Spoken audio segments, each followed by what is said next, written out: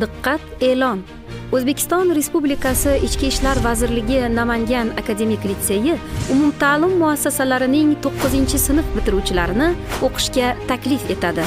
O'qishga kirish istagida bo'lgan nomzodlar qabul yilining 1-fevralidan 15-aprelga qadar doimiy yashash joyidagi Ichki ishlar bo'limiga yoki Ichki ishlar vazirligi Namangan akademik litseyiga ariza bilan murojaat qiladilar. Ichki ishlar vazirligi Namangan akademik litseyiga o'qishga qabul qilish 2 yo'nalishda bo'lib o'tadi. Birinchi yo'nalish ijtimoiy gumanitar fanlar yo'nalishi.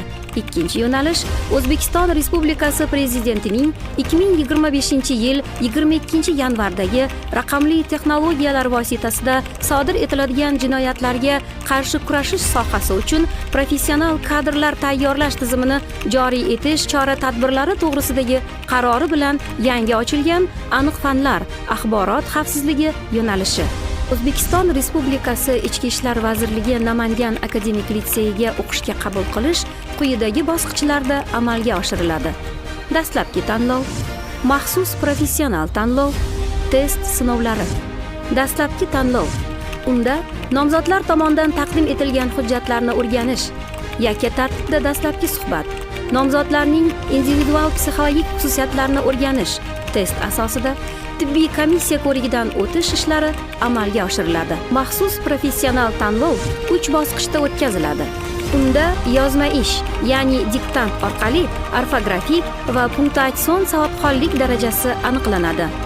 Nomzodlarning jismoniy tayyorgarlik darajasi o'g'il bolalar uchun to'sinda tortilish, 100 metrga yugurish, 2000 metrga yugurish, qizlar uchun kuch ishlatish mashqi, 100 metrga yugurish, 1000 metrga yugurish mashqlari orqali baholanadi.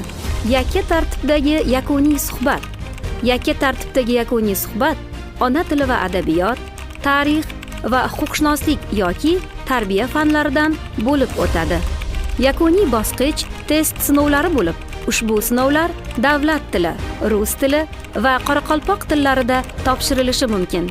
Test sinovlari belgilangan tartib asosida O'zbekiston Respublikasi Vazirlar Mahkamasi huzuridagi Bilim va malakalarni baholash agentligi tomonidan O'zbekiston Respublikasi ta'lim muassasalariga qabul qilish bo'yicha davlat komissiyasi belgilagan muddatlarda o'tkaziladi.